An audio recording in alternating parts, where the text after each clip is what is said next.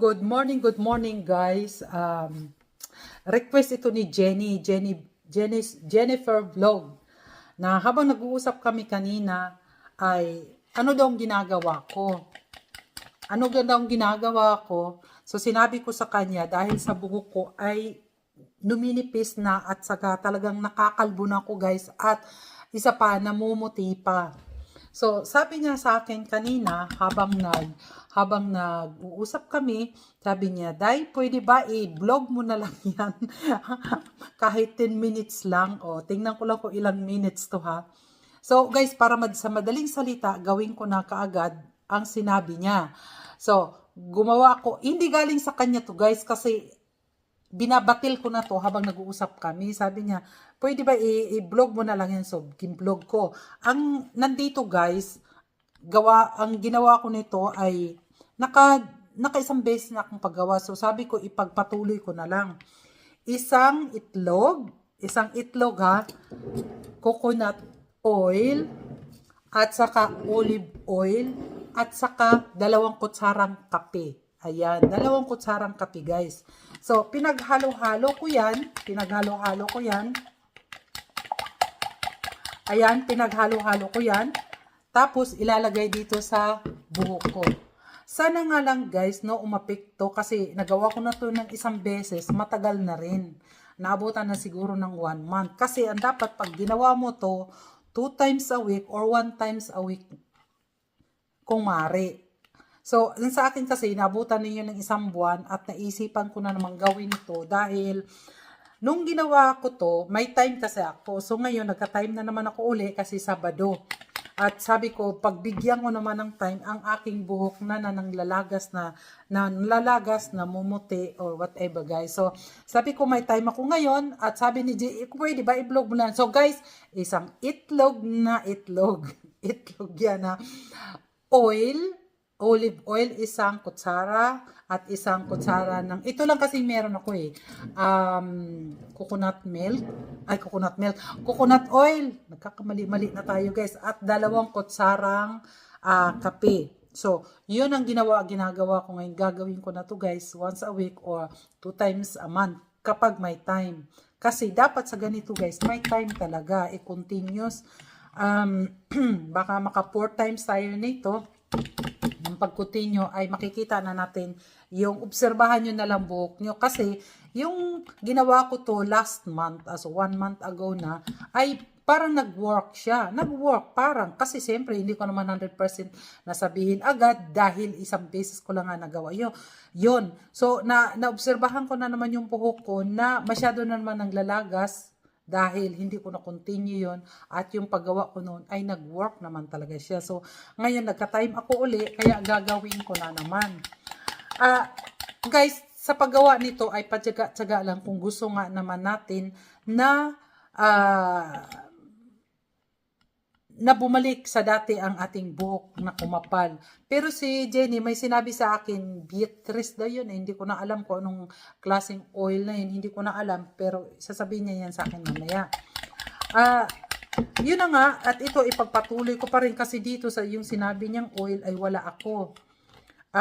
Hindi ko alam kung meron yan dito. So, magtatanong pa ako dun sa kapatid ko kung ano para ipadala na lang nila sa akin kung may time sila ipadala sa akin. So, habang wala pa yun, ayun ang gagawin ko. Siyempre, gagamit tayo ng ito. Or basta may suklay akong ginawa nito at nako. Basta guys, siyempre, para sa ating buhok, ay siyempre pag naglalagas yung buhok natin, lalo na tayong mga babae, ay kahit may edad na, ay parang naano rin tayo pag manipis na yung buhok natin, diba? So, gumawa tayo ng paraan para naman ay malagaan din. Mag-try. Pero yung talagang coconut milk guys ha, yung sa atin, dahil nung bata pa ako, ang ginagawa ko talaga every Saturday yan or Sunday, na pag walang pasok din, ay gumagawa talaga ako niyan ng coconut milk sa aking, yung gata, yung gata ba guys, yun talaga, maganda talaga ang buhok ko nun.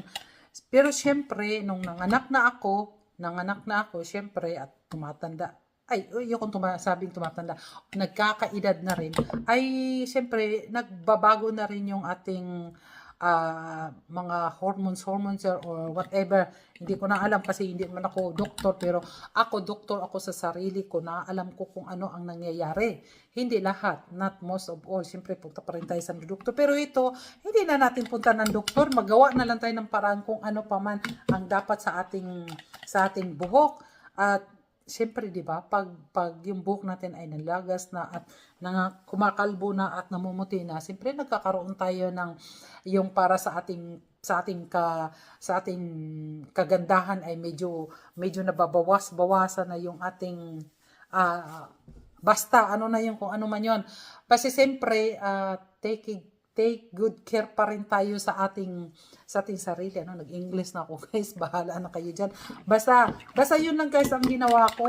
Isang itlog, 2 kutsarang kape, olive oil, 1 kutsara, at 1 kutsara na coconut oil. So, yun lang naman. Siyempre, gamitan din natin siguro meron din kayong ganito dyan. Suklay, kasi yung mga suklay, mga modern na ngayon suklay, pero ito, nagkinuha ko talaga, gumawa talaga ako nito, dahil dati pinuputulan ko pa yung buhok ng mga anak ko, itong ginagamit ko, para sa pagbutol din ng buhok ko. Kasi guys, ito pa nga pala, ipagpaano ko sa inyo ha, hindi ako pumupunta ng parlor, kundi ako mismo ang gumugupit ng buhok ko. Siguro nakikita niyo naman dati, yung baguhan pa lang ako talaga nagugupit ng buhok ko. At ito ay ako pa rin. At hindi ko na rin nagugupitan at hindi ko rin naayos na rin. Kasi nga, masyado na akong busy sa buhay ko. Pero ngayong araw, nagkaroon ako ng time sa aking buhokers. O, diba? Buhokers na yan, guys. So, ayan. Sunhay. So, ito guys, ayan. At ang ginagawa ko, parang nagtitina. Ayun ang ginagawa ko yun, no. Kasi after nito guys, ano ba tawag nito? Tawag nito. Basta makita nyo na lang, ipagpatuloy ko lang to. Mamaya na tayo makita nyo ang resulta niyan, ha. So guys, nailagay ko na ang aking itlog. Ang aking itlog talaga guys. Ang itlog na may kape, na may olive oil at saka coconut oil, at ito ang gamit. Ayan guys, oh, 'di ba? Nanlalagas siya. Ayan oh. So, ang ginagawa ko ngayon guys ay treatment din para sa aking buhok, kasi nga naman ay medyo sa mga nakikita natin at sa mga natutunan din natin dito sa mga share din ng kanilang kaalaman, ay nagtry lang din ako, at para naman ay masubukan natin ang lahat ng, hindi naman lahat, kung ano sa palagay nyo lang na pwede nyong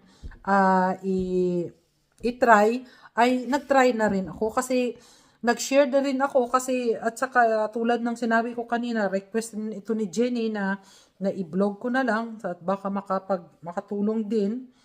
So, yun lang guys ang iaano ko, kasi treatment din sa ating sarili ay kailangan din natin, at lalo na sa buhok, tulad ng sinabi ko kanina na ako na nga ang gumagawa na lang na, ano ba tawag dito guys, nawawala na ako sa ano, kasi ito tumutulo siya eh. Basta guys, itlog, kape, olive oil at saka coconut oil. Yun lang. Siyempre, gamit kayo nito. Basta, nag-share lang ako. Baka nga naman, gusto nyo rin mag-try, at para hindi lang ako ang nag-try, para makita nyo rin ang resulta. At makita nyo rin, para ma-share nyo rin kung tama ba at nag-function ba sa inyo. Basta't ako, hanggat makaya ko ang pag-try ko na to para sa buhok ko, ay gagawin ko. Kasi nga, dati, siyempre, dalaga pa tayo, makapalang buhok, mahaba, maganda, diba? So, siyempre, pag nagkakaedad na, at napapabayaan na rin, hindi mo na rin nagawa ang treatment ko noon, yung coconut milk lang, yung gata ba, hindi ko na rin nagagawa, dahil wala rin kaming gata dito, yun na yun. So, mag-try na naman ako uli. So, tulad ng sinabi kanina, last 1 month ago, ay nag-function naman ng konti, kasi one time nga lang naman. So, nag-try ako uli. ngayon. So, yun lang tayo. Try lang tayo guys kung saan ba tayo manghayang ang ating kabuhukan. O yan na lang guys.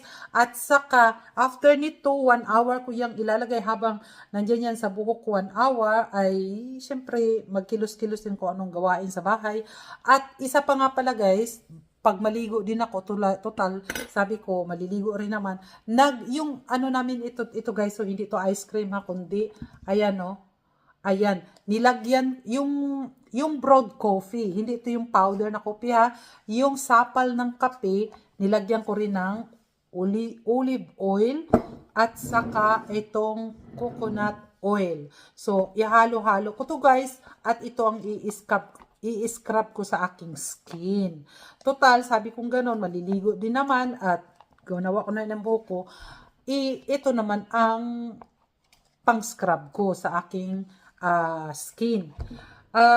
Ang hindi ko lang nagawa ngayon para sa face. O, ayan, yung face ko ay wala pa yan ha, walang cream, walang kung ano-ano kasi nga kakagising ko nga lang at gusto ko maligo at ginawa ko na rin ito lahat kasi nga may time, Sabado, wala nang trabaho, may free time bukas.